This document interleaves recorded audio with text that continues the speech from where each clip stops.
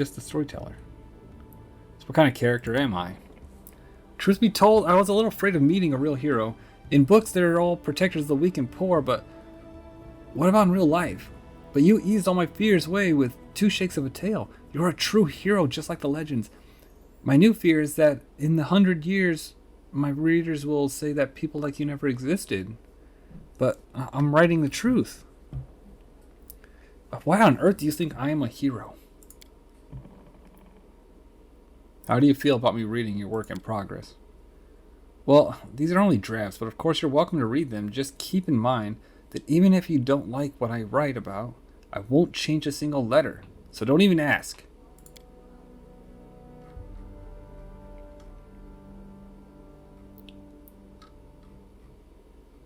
Of course, it's a book about you, but it's my book, understood? The small writer's eyes glow rebelliously.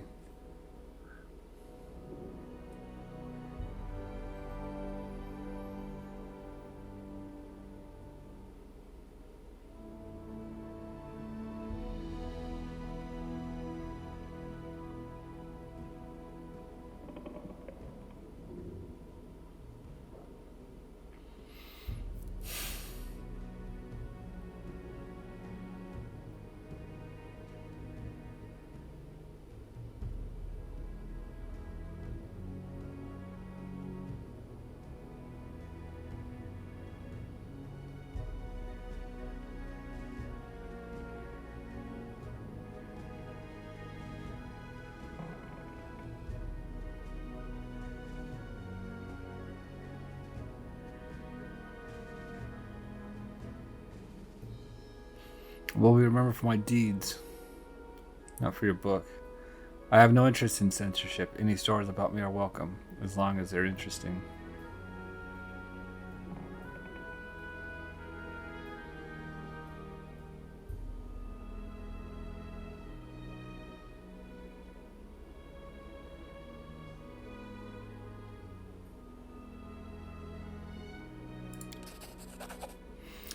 Thank you for your trust. I will not set out to please you, of course, but I still hope that you'll like my book as much as the other readers.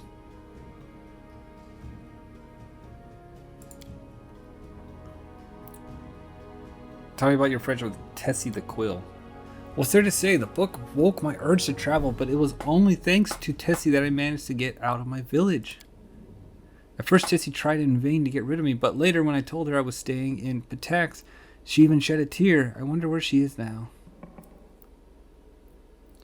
What's that deal, that ring you always have on your finger? Oh, this? Hold your arms out for you to get a clear view of the ring. It was a gift to me from my first teacher. It's magical. It's imbued with the powers of Shaylin, no less. When I get myself in trouble, it transports me to a safe spot.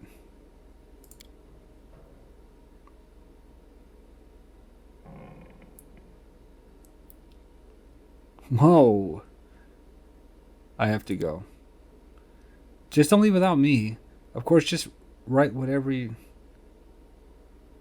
Of course, I just write whatever you tell me, but if I wanted to stay cooped up in a dusty room, I'd still be sleeping through lectures at the academy. Well, how do I take you with me?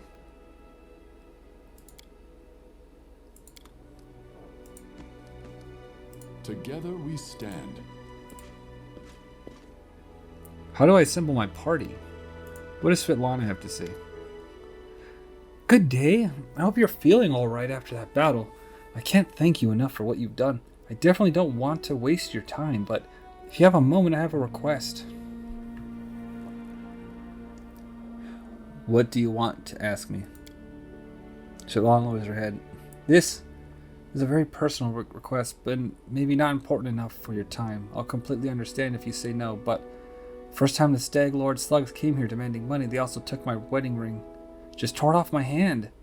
It's just a trinket, really, but it means so much. I remember every moment of that day Olak came to me, that ring in hand, to ask me if I'd marry him. I was standing in a fancy dress on the stairs of my father's home, fearing that I'd misheard something, or that I'd say something stupid and everyone would laugh. Svetlana interrupts herself, shaking her head gently.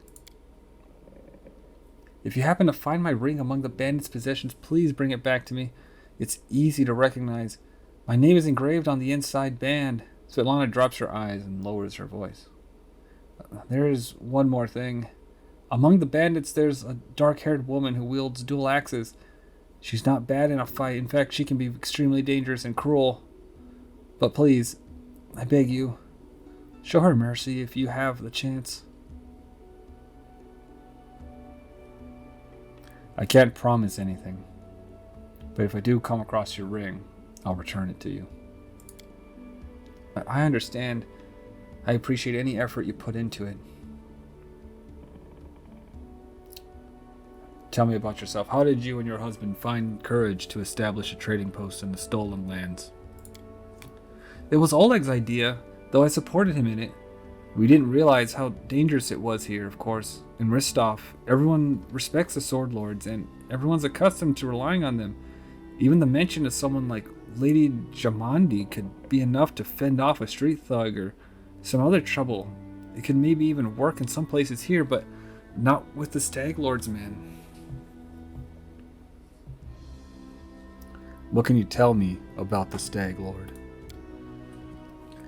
He's not just some average bandit. If no one puts a stop to him, he'll turn the stolen lands into his personal kingdom, a kingdom of fear and oppression.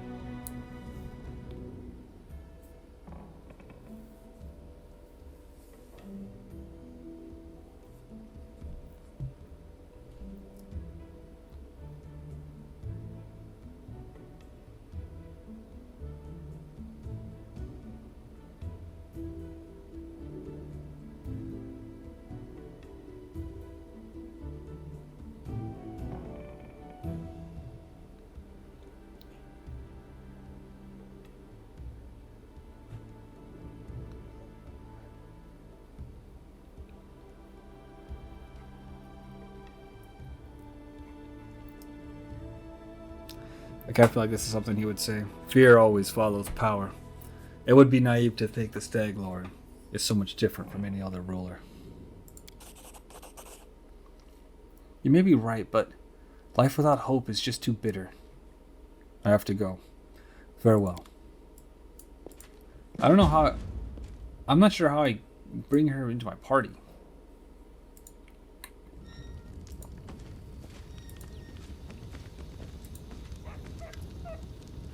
Harem pulls his beard, muttering something that could be either prayers or curses. Upon noticing you, he winces.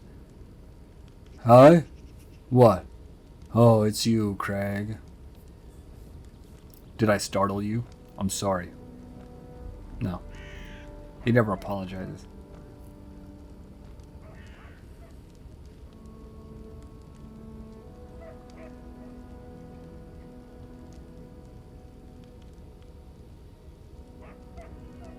Tell me about your past. My life is divided into two parts. The first was filled with blind wandering, doubts and attempts to serve Torag. Who the hell is Torag? Some kind of dwarven god?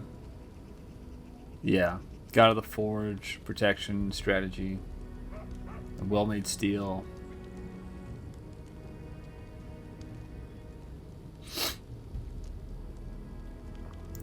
The second part began when I accepted Grotus into my soul and received a clear vision of the world.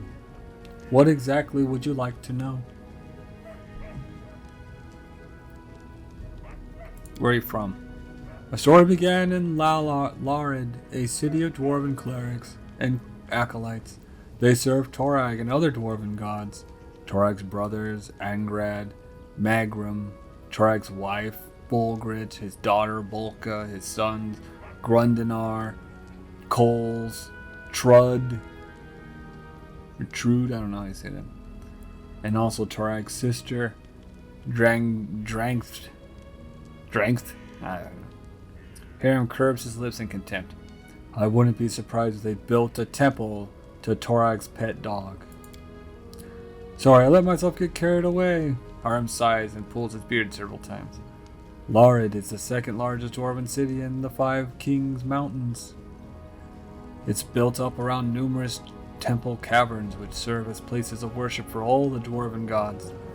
Many pilgrims from every corner of Galarian come to Lalar to pray to their gods. Some remain to live there. The city is simply imbued with faith. You can't swing a dead cat without hitting a cleric. It's no surprise, inspired by the aura of the city, that I decided as a young boy to dedicate all my efforts to becoming a cleric of Torog. You once served Torog? Not just tried. It was a burning passion. I craved it by day and dreamt of it at night. Hiram shakes his head as if amazed at his own stupidity. You see, Crag, from my first days, I felt the presence of a god at my back. I heard his whispers and felt his power, though the nature of this power was unclear to me. I thought Torag himself was trying to speak to me, and I did all I could to understand his words. Oh, what a naive fool I was. I had no idea that Torag, that uncompromising, conceited god, glamorized by old dwarves, was capable of betrayal. He turned away from me, Crag.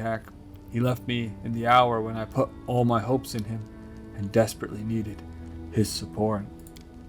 Torag is a god of the craftsmen, so every follower, especially the clerics, must smith their own suit of armor. The day when this work was finished is like the second birthday for a dwarf. He is newly born in the eyes of Torag. Hiram sighs heavily and falls silent for some time. My second birthday never came.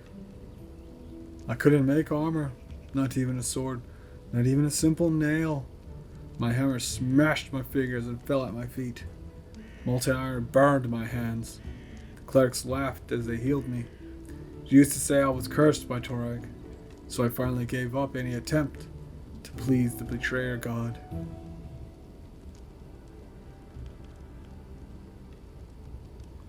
Even if Torag really rejected you, is that enough reason to leave your homeland?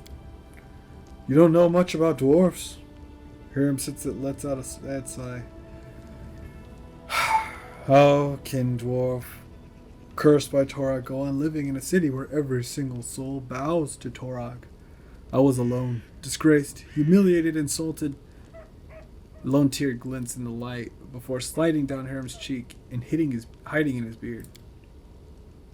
I was trying to drown my sorrows in drink, but even the owner of the cheapest pub on the road would laugh at me while he put those mugs in front of me. I couldn't take it any longer. I wanted to end everything. If there was one thing that kept me going and prevented me from ending my life, I could still hear that divine whisper behind my back. It was yet faint. It took a long time before I could hear it clearly, but having heard it once, I could never forget it. It was clear that none of Laurid's deities favored me, so I left the Five Kings Mountain and went out searching. I didn't think dwarves ever worshipped Grotus. How did you learn about him? Oh, but that blessed day became the beginning of a new life. Alone and abandoned by all, I spent my many dull hours in a filthy tavern by the roadside. I don't recall the town, nor even the country. I had no money. In fact, all I had was a hunk of stale bread. I was weary, and I was fainting from hunger. And that was the moment when the whisper from my God became more clear. It was like he was calling me. At last my sufferings had come to an end. It was a miracle, Crag. I was just call him Crag. Crag Hack's his last name. Like Keith Hackney from the early UFC days. And I had paid full price for it with my torments. I couldn't control myself. I walked out of the tavern and straight to the nearest forest, and there I found the ruined temple of Arodin, the lost god. Alright, who the hell is this? Dude, this is a mythology class.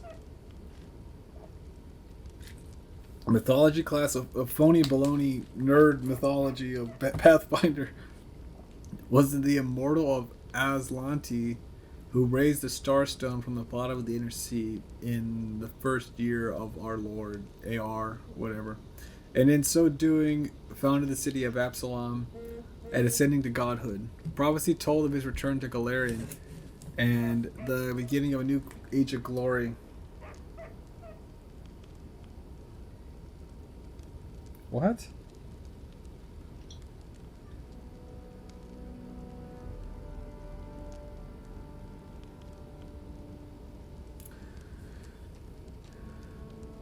On the eve of his return, however, his clerics were cut off from his power, and terrible storms racked the world. Now presumed dead, Eredin's demise.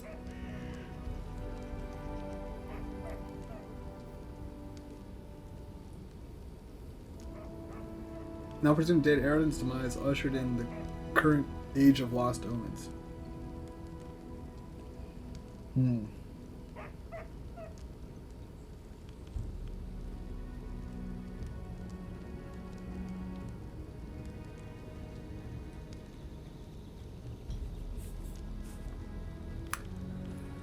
Several figures clad in robes were standing in the silent service there, a service to a god I knew nothing of.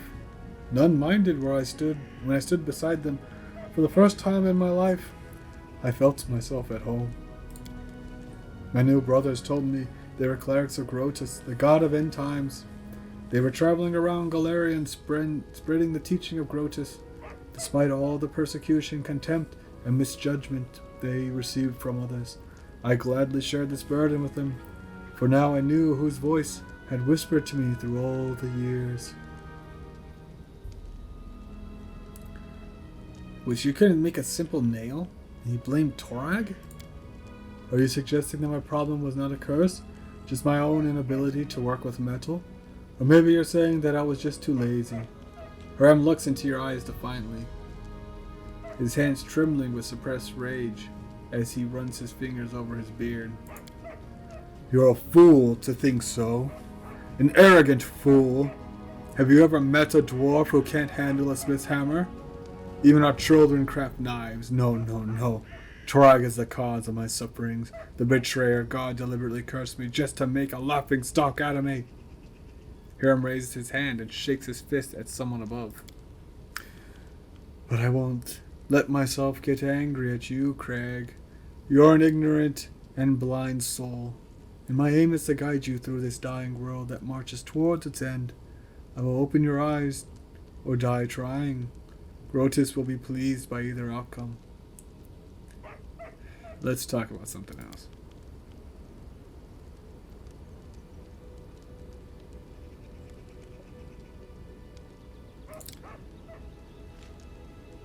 Alright, yeah. You know, I don't need to hear everything, I don't think. Okay, what do you have to say here? Greetings! Oleg seems to be in a good mood and offers you and greets you warmly. You certainly ruffled those villains' feathers. Well, anyway, new day, new troubles. Have you seen the fog? Never seen anything like it before. The road to Restrov looks like someone spilled milk and it just hung in the air. I couldn't see anything through the soup, not even with a torch. Feels like witchcraft to me.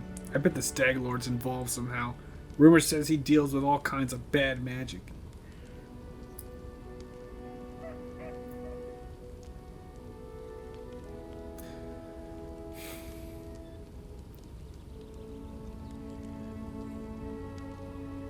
Do you know anything that can help me find him? That's quite a task you set for yourself. The Stag Lord has a fortress somewhere in the area, but only a few chosen from the most trusted of his rabble are ever invited.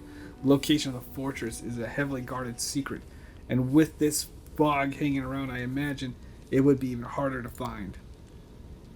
What can you tell me about the Stag Lord? Not much. Not like I've ever sat down and shared a cup of wine with a man. But I think he arrived in the Sollands less than a year ago, from what I've heard. But soon as he got here, he took over everything. I wrote to Restrov, tried to warn him that the Stag Lord wasn't some typical gang leader, but they didn't listen. The rumors about him are horrible. He'll kill a person if they so much as disagree with him. He never reveals his face. Those who've seen him up close report the same thing. Ugly scars cover every inch of his skin, not covered by his clothes. We'll speak another time. Farewell. I will guide us. Boken frowns as he ostentatiously examines the nearest wall, hands in his sleeves. Without turning to you, the old man finally says with a dull voice, "You want some potions? You got the money, I got the stuff." Right? Not really. Oh, I don't know. Show me what you have. And we got Alchemist Fire.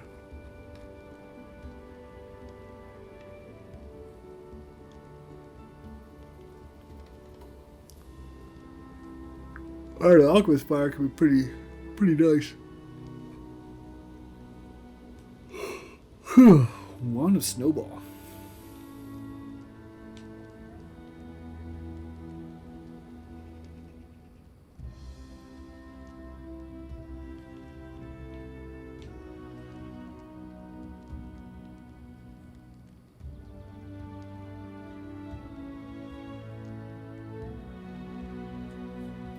Yeah, nothing. Ooh, look at this. Potion of bark skin.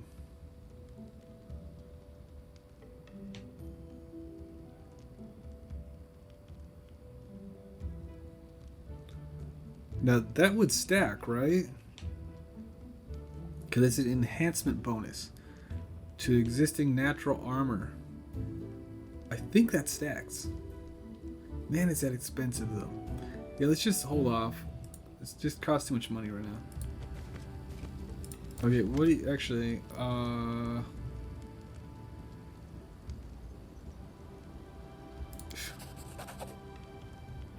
there's a cave nearby. I used to pick berries there, but the place has been overrun by spiders. The berries are red, look a lot like raspberries. Or fangberries, I call them. I'd be real grateful if you gathered a basket of them and brought them back. Just be quick. If you do, they'll spoil. If you do, they'll spoil quickly. Alchemical fire. Burden those spiders for Chris. That'll teach them for taking over my fangberry cave. I also need a bucket of moon radishes. They're a rare and mysterious plant.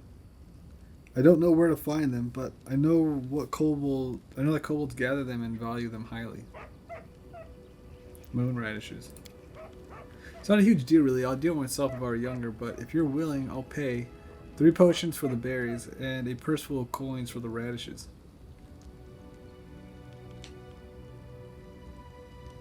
Why do you need these? You want to know, huh? Well, I'll gladly tell you after you bring me some. Alright, I'll try to help. Bakken glances at you hopefully. Just watch out, alright? Don't end up someone's lunch.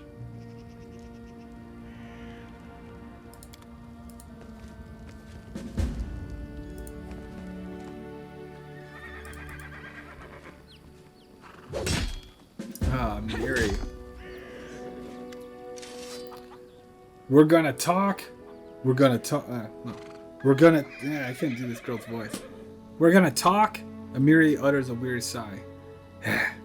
Alright, spill it. I'm listening. Tell me about yourself. Oh, that's off. No. That's a formidable sword, but it's not just a simple weapon, is it? You bet it's not simple. Check out how big it is. Oh my god, she is compensating for something here. She probably raises the blade, and you notice that even though Amiri is extremely strong, she still has difficulty wielding such a large sword. This sword belonged to a real blasted frost giant. I killed the beast and took his looker for myself. Fits me perfect. How the hell did you kill a frost giant, girl? Fits me perfect. My damn trophy. Amiri's eyes flash with menace as if she's challenging some invisible enemy to try taking away her trophy.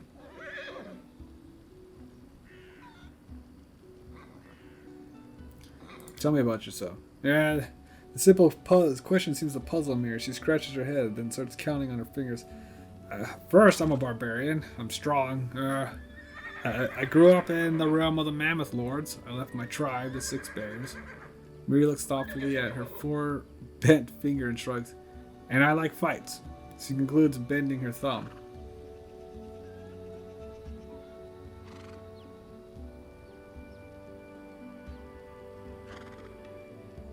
I guess you had to do... This is a stupid question. You are a barbarian. Why did you leave your tribe? Miri flushes. Because they were assholes, all of them. Men are cowards and scoundrels, and women are scared like sheep. And Mary rolls her her bloodshot eyes in fury. Men there think no girl can be a fighter because they are weak. They are afraid a woman can beat them. And females just nod. Go so hide. Go cook meat. Watch kids. That's what they always say. But I'm a warrior, damn it. I won't cook hides and watch meat. Watch meat. Amiria is already shouting, her fists clenched tightly.